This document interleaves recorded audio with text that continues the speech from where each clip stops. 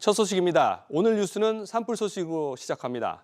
영남 지역을 휩쓸고 있는 산불이 사상 최악의 산불 사태로 번지고 있습니다. 밤이 되면서 강풍을 타고 더 번질 수 있다는 우려도 커지고 있습니다. 취재 기자 연결합니다. 송태희 기자. 네. 현재 위급한 곳 어디입니까? 경북 안동과 영양 그리고 주황산이 있는 청송 지역입니다. 의성에서 안동으로 번진 산불이 계속 확산하면서 주민 대피령이 이어지고 있습니다. 안동에서만 3명이 숨졌고 주민 4천여 명이 안동 체육관으로 대피한 상태입니다. 안동 하회마을은 마스크 없이 숨쉬기 어려운 상황입니다. 가시거리는 300m입니다. 산불은 안동 하회마을 5km까지 근접했습니다. 이런 가운데 지리산 국립공원으로 번진 불은 능선을 타고 계속 확산하고 있습니다. 천왕봉 정상까지 8km 인근으로 접근했습니다. 송 기자, 현재 산불 진화율은 어떻습니까? 오후 2시 반 기준 안동 지역 산불 영향구역은 3만 7천 헥타르로 진화율은 52%입니다. 산청 하동 산불 진화율은 오전 6시 기준 75%에서 낮 12시 기준 80%로 더디지만 불길이 조금 잡혔습니다. 하지만 초속 10m에서 최고 20m에 이르는 강풍 때문에 진화율 변화에 큰 의미를 두기 어렵습니다. 실제로 울주군 온양읍 산불은 98% 진화율을 보였지만 다시 불길이 살아나면서 78%가 됐습니다. 따라서 산림당국은 오늘 밤 사이 강풍 등 기상 상태가 이번 산불 확산 여부에 중대 분수령이 될 것으로 보고 있습니다. SBS 비즈 송태입니다. 자, 이렇게 산불이 쉽게 진화되지 않고 강풍을 타고 안동과 청송 등 경북 북부 일대로 확산하면서 안타까운 인명피해도 더 크게 늘고 있습니다. 산불 피해 상황은 김정윤 기자 연결해 알아봅니다. 김정윤 기자. 네, 김정윤입니다. 현재까지 인명피해 규모는 어느 정도입니까? 네, 중앙재난안전대책본부는 오후 4시 기준 이번 산불로 인한 사망자는 24명, 중상 12명, 경상 14명으로 잠정 추산하고 있습니다. 사망자에는 오늘 오후 추락한 사고 헬기 조종사까지 추가됐습니다. 경북 영덕, 영양, 청송, 안동에서 인명피해가 집중됐고 지난 22일 경남 산청에선 산불을 끄던 진화대원 4명도 목숨을 잃었습니다. 전국에서 산불로 대피한 사람도 2만 7천여 명에 달합니다. 의성과 안동에선 아직 2만여 명이 대피 중이며 귀가한 사람은 1천여 명에 불과합니다. 산불은 아직까지 잡히지 않고 있어 향후 인명피해는 더 늘어날 전망입니다. 인명피해뿐만 아니라 이번 산불로 문화재 등의 피해도 속출하고 있죠. 네. 산불 피해로 주택과 창고, 사찰, 차량, 문화재 등 모두 209개소의 건물이 불에 탔습니다. 이번 화재로 천년 고찰인 고운사에선 연수전과 가운루 등 국가지정 보물이 화재에 모두 소실됐습니다. 국가유산청에 따르면 보물 2건, 명승 1건, 천연기념물 1건, 시도 지정 4건 등 총 8건의 국가유산 피해가 확인됐습니다. 산불이 발화된 지 닷새째 되어가면서 강풍에 따른 피해 규모는 더 커지고 있습니다. SBS 비즈 김종윤입니다. 자, 이렇게 산불이 빠르게 확산되면서 고속도로가 통제되고 시설물 화재도 이어지고 있는데요. 이 피해 상황도 알아보겠습니다. 오세영 기자. 네, 오서영입니다. 현재 고속도로 차량 통제 상황 어떻습니까? 네, 경상 지역 쪽 일부 고속도로에서 차량 통행이 중단됐습니다. 한국도로공사는 오후 2시 기준 서산 영덕고속도로 동상주 나들목과 영덕 나들목 주 구간 양방향, 중앙고속도로 의성 나들목과 예천 나들목 구간 양방향을 안전상 전면 통제한다고 밝혔습니다. 산불 진화 상황에 따라 통행 차단 구간이 변동될 수 있어 해당 지역을 지날 계획이 있다면 도로공사의 통제 구간 공지를 확인해야 하는데요. 도로공사 홈페이지나 앱에 나와 있는 교통정보 지도상 빨간색으로 표시된 부분은 통제 중인 도로입니다. 현재 통행 재개 시점은 미정인데요. 도로공사는 또 이번 산불로 청송유괴소 건물과 전국 임시유괴소 화장실 등이 화재 피해를 당했다고 밝혔습니다. 이어 청송과 군위 지역에서도 광케이블이 소실되면서 서산 영덕고속도로와 중앙고속도로상의 감시카메라 29기가 영상을 보낼 수 없는 상태입니다. 오 기자, 이 중단됐던 열차 운행은 어떻게 됐습니까? 네, 현재 열차 운행은 재개됐습니다. 어제부터 운행이 중단됐던 중앙선 영주부터 영천까지, 동해선 동해부터 포항 구간의 열차 운행은 정오부터 재개됐는데요. 한국철도공사는 선로와 시설물 점검으로 운행에 지장이 없다는 점을 확인했고 열차를 다시 투입했다고 오늘 밝혔습니다. 다만 산불 상황에 따라 열차 운행이 조정될 수 있습니다. SBS 비즈 오서영입니다. 다음 소식입니다. 미국 트럼프 행정부발 관세 전쟁으로 보호무역주의가 확산되고 있습니다. 다음 달부터 유럽연합에 무관세로 수출할 수 있는 한국산 철강 제품 물량이 최대 14% 줄어들 전망입니다. 중국산 저가 공세에 어려움에 처한 국내 철강업계가 추가 타격이 우려되는데요. 조슬기 기자, 미국 관세에 대한 EU의 대응 조치인가요? 그렇습니다. EU가 역내 철강 산업 보호를 위한 세이프가드 개정안을 확정해 현지 시간 25일 관보에 게재했습니다. 앞서 EU는 지난 2018년부터 국가별로 지정된 할당량 수준까지 이 저율 혹은 무관세로 수입하되 초과 물량의 25% 관세를 부과하는 세이프가드를 시행해 왔는데요. 그러나 지난 12일 미국의 이 철강 고율 관세 부과 조치로 역내 철강 수입량을 최대 15% 줄이는 철강 금속 산업 행동 계획을 최근 내놨습니다. 기존 세이프가드가 역내 철강 산업을 충분히 보호하지 못해 강화할 필요가 있다는 EU 회원국들 요청에 따라 마련된 건데요. 한마디로 철강 수입 물량을 줄여 역내 철강업계를 보호하겠다는 뜻입니다. 이에 따라 한국을 포함한 각국의 무관세 수출 물량도 일제히 하향 조정됐는데요. 주력 수출품인 열연 제품 기준으로 무관세 수출 쿼터가 18만 6,300톤에서 16만 1,400톤으로 14% 감소했습니다. 세이프가드의 전반적인 문턱도 높아졌다고요? 맞습니다. 이 분기 내 할당된 쿼터를 소진하지 못하면 기존에는 다음 분기에 그만큼 무관세 추가 수출이 가능했는데요. 오는 7월부터는 미소진 수출 물량에 대한 2월 시스템이 폐지됩니다. 분기별 할당된 쿼터를 수출하지 못하면 그만큼 수출국 입장에선 손해인 셈입니다. 또 국가별 쿼터와는 별개로 이 제품별 무관세 수입 총량을 제한하는 글로벌 쿼터 운영 시 이 과도한 잔여 할당량 사용을 막기 위해 제품별로 최소 13%에서 최대 30%의 상한선도 두기로 했습니다. 이번 EU의 철강 세이프가드 개정안은 내일부터 발효되며 다음 달 1일부터 곧바로 시행됩니다. SBS 비즈 조슬기입니다. 지금부터는 오늘 있었던 이재명 더불어민주당 대표 항소심 선고 결과 알아보겠습니다.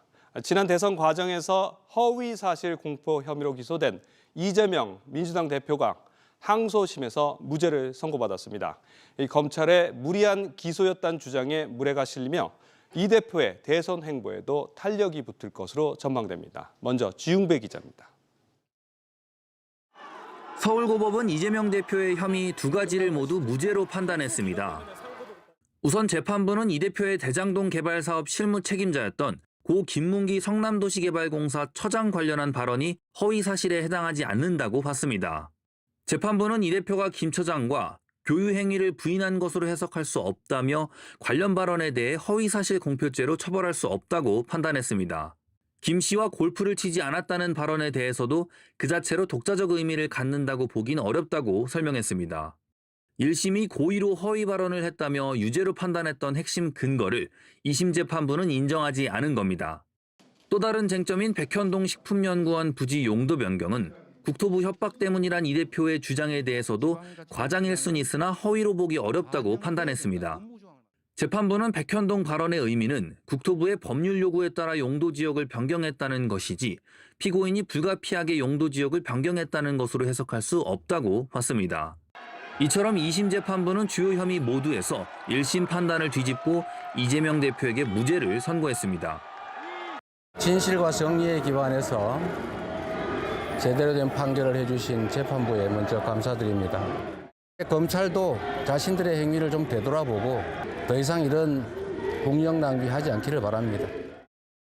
징역 2년을 구형했던 검찰은 상고를 통해 대법원 판단을 받을 가능성이 큽니다. 이렇게 되면 공직선거법상 법원이 석 달 이내에 판결을 내려야 하는 만큼 6월 말경 최종 판결이 나올 전망입니다. SBS 비즈 지웅배입니다. 자, 이처럼 이재명 대표에 대한 사법 리스크가 일부 해소되면서 탄핵 정국 속의 차기 대권 행보도 더 본격화될 전망입니다. 앞서 이재명 대표가 내놨던 경제 정책들은 어떤 것들이 있는지 이 내용은 우영준 기자와 좀 더 알아보겠습니다. 자, 우 기자, 만약 이 조기 대선이 현실화된다면 이 대표의 그 대권 행보는 더 탄력이 붙겠군요. 네, 아직 윤석열 대통령 탄핵 심판 일정이 잡히지는 않았지만 만약 인용이 되면 민주당 차기 대선 주자로는 이 대표가 확실해 보입니다. 민주당 내에서는 경선이 소용없어졌다 이런 말이 나올 정도입니다. 이 대표의 선고를 모멘텀으로 민주당은 정권 교체에 드라이브를 걸 것으로 보입니다. 더불어서 그동안 이 대표가 힘을 줘온 경제 정책들도 더 힘을 받겠군요. 네, 그렇습니다. 이 대표는 경제 정책으로 이른바 잘산이즘이라는 문구를 시작으로 감세 이슈 먼저 치고 나갔습니다. 네, 비상계엄 사태 이후 이재명 대표는 중도층을 표심을 겨냥해야 하는데요. 먼저 상속세와 관련해선 일괄 공제를 5억 원에서 8억 원으로, 배우자 공제를 5억 원에서 10억 원으로 각각 올리는 안을 먼저 내놨습니다. 이에 여당과도 원만히 합의가 되면서 정부가 현행 유산세 방식의 상속세 체계를 상속인들이 각자 받는 재산만큼 과세하는 유산취득세로 바꾸겠다며 입법 예고한 상태입니다. 우선 급한 대로 여야가 큰 틀에서 합의한 배우자 상속세 폐지안을 내놨지만 법적 상속부까지 없애는 것에 대해서는 민주당이 부자 감세라며 반대하고 있어 아직 협의가 필요한 상황이긴 합니다. 이 밖에 직장인들의 유리지갑을 겨냥한 감세카드로는 근로소득세 기본공제 한도를 기존 150만 원에서 180만 원으로 올리는 방안도 추진하겠다는 안을 내놓기도 했습니다. 자, 앞서 이재명 대표가 20대 민생 의제도 내놓기도 했었는데 이 대표의 차기 대선에서의 경제 공약으로 봐도 될까요? 네, 선제적으로 내놓은 경제 정책들이었는데요. 소상공인과 자영업자, 노동, 금융, 주거 분야 정책을 담은 20대 민생 의제를 좀 살펴보면 지역사랑 상품권 등 지역화폐 확대, 또 대형마트 의무 휴업 공휴일 제한 등이 담겼고요. 노동과 관련해선 주 4일제 도입과 정년 연장, 고령자 고용 지원 등을 내놨습니다. 금융권에선 가상금리를 손질하겠다 이렇게 언급한 바가 있는데 실제 민주당에서 내놓은 은행법 개정안을 살펴보면요. 은행들이 가상금리 명목으로 각종 보험료나 출연료 등 법적 비용을 대출자에게 떠넘기지 못하게 하는 방안들이 담겼습니다.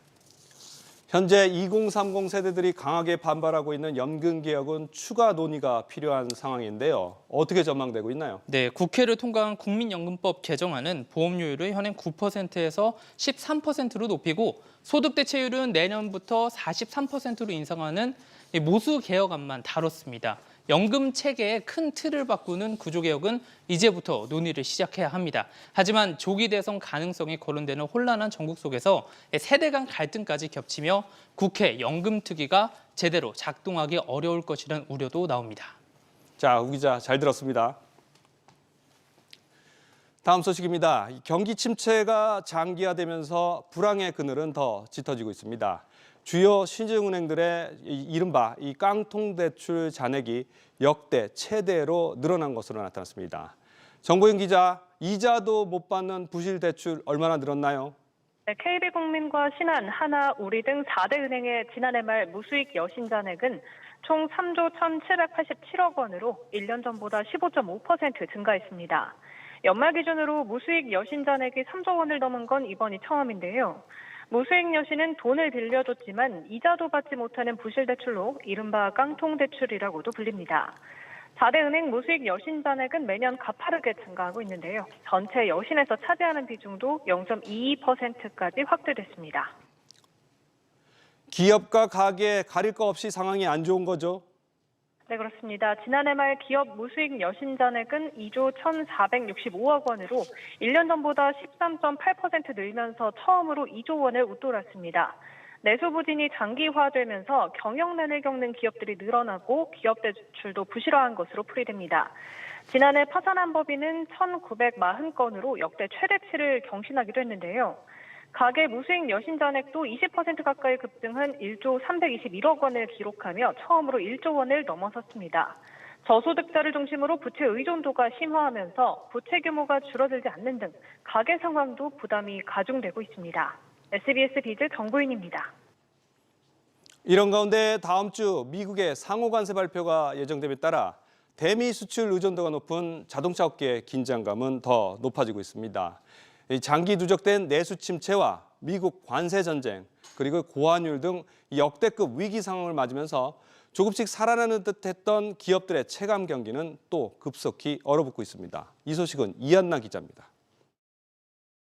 April 2nd comes, that'll be reciprocal tariffs. And it will be Liberation Day because we'll be taking in large amounts of money for our country. And 일주일 뒤 미국이 자동차 관세를 즉시 부과할 수 있다는 우려가 커지고 있습니다. 완성차 업체는 물론 이미 원재료 관세 부과에 타격을 받은 마녀 자동차 부품사들도 초긴장 상태입니다.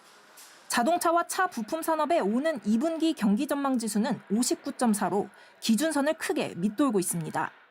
자동차나 자동차 부품 같은 경우에는 대미 수출 의존도가 굉장히 높은 산업입니다. 북미 지역으로 현재 생산을 확대하고 있습니다. 이에 따라서 이제 수출이 조금 위축될 수 있다는 그런 가능성 때문에 점수가 낮은 것으로 보입니다. 이에 따라 5개월 만에 반등한 기업 심리도 다음 달 악화될 것으로 전망됐습니다.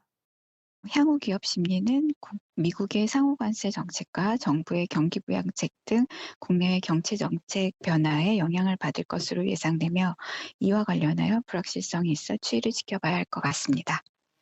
국내 기업들이 37개월 연속 경기를 부정적으로 전망하는 가운데 회복세마저 꺾였다는 분석이 나옵니다. SBS 비즈 이한나입니다. 전국 불황과 경기 불황이라는 안 좋은 소식들이 이어지는 가운데 오랜만에 반가운 소식이 전해졌습니다. 지난해 출산율이 9년 만에 반등하면서 우리 사회 심각한 저출산 고령화 문제 해소에 작은 희망이 생겼는데요. 그리고 올해 첫 달은 합계 출산율이 10년 만에 최대로 증가하면서 희망이 더 커졌습니다. 이강호 기자가 자세히 전해드립니다. 지난 1월에 새로 태어난 아이는 2만 4천 명에 육박했습니다. 작년 1월과 비교했을 때 11.6% 늘었고 1월 기준으로 봤을 때는 2015년 이후 줄곧 감소하다가 올해 들어 반등으로 전환이 됐습니다. 물론 절대 출생아 수로는 갈 길이 멉니다. 코로나가 한창이었던 2022년에 2만 4천여 명보다도 올해가 소폭 적습니다. 출산의 일반적인 전제 조건인 혼인 건수는 2만 건으로 지난해 1월보다 조금이지만 늘었습니다. 다만 2023년 1월에는 전년 같은 달 대비 21.5%, 또 작년 1월에는 여기서 다시 11.6% 급증세였던 것과 비교하면 그 증가세가 크게 둔화됐습니다. 결혼을 적게 또 늦게 하면서 아이를 갖고 싶어도 못 갖는 분들도 많아지고 있죠. 정부의 첫 집계에 따르면 지난 2022년 난임 시술 건수는 20만 건을 넘겼습니다. 3년 전인 2019년과 비교했을 때 30% 넘게 급증했습니다. 난임 시술은 크게 여성의 배란기에 맞춰서 정자를 주입하는 인공수정과 몸 밖에서 수정을 마친 뒤에 자궁에 이식하는 체외수정 두 가지로 나뉘는데요.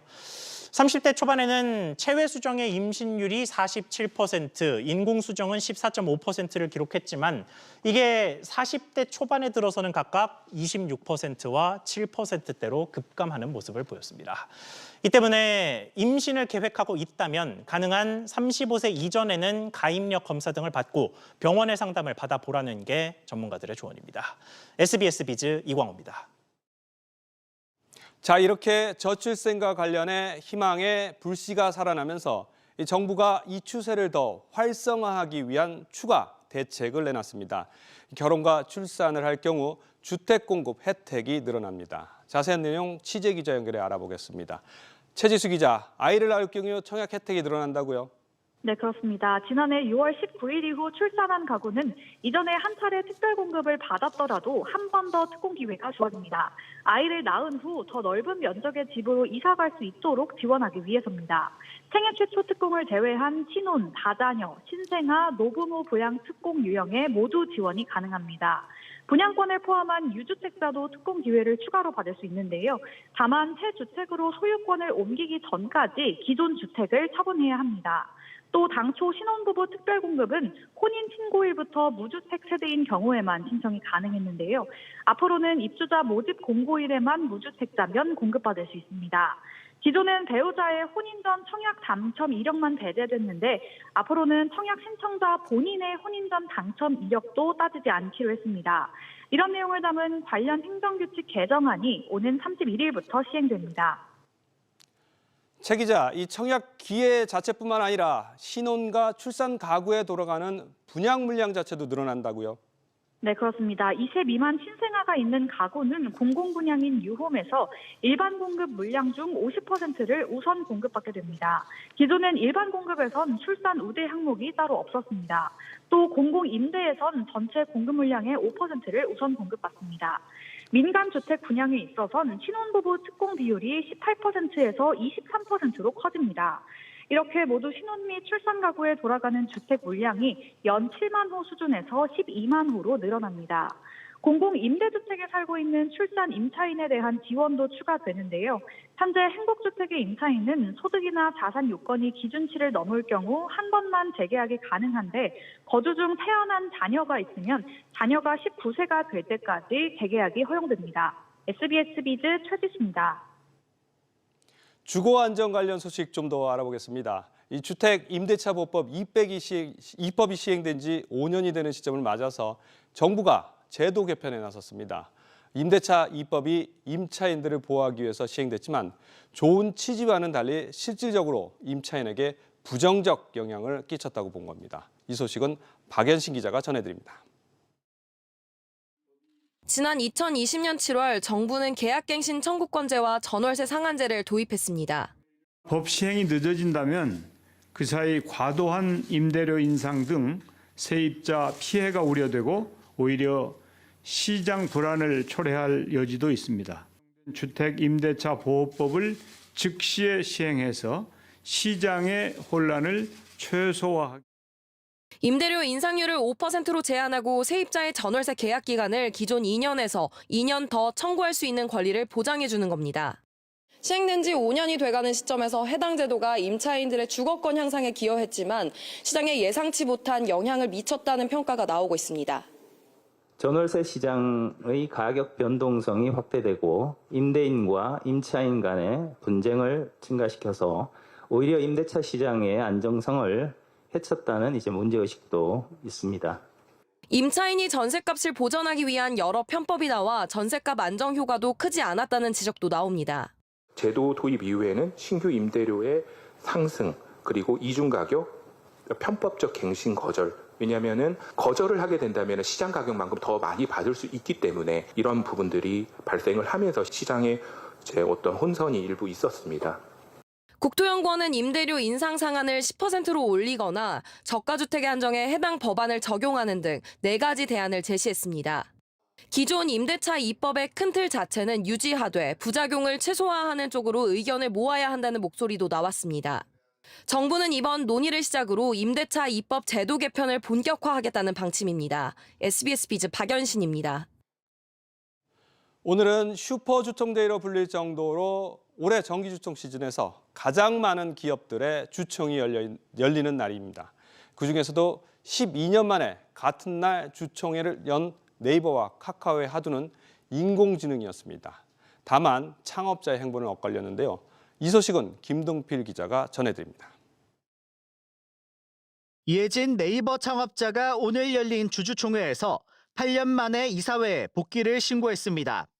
해외 AI 모델과 정면 승부가 치열해지면서 어느 때보다 연륜에 기반한 리더십이 중요하다는 판단에 섭니다.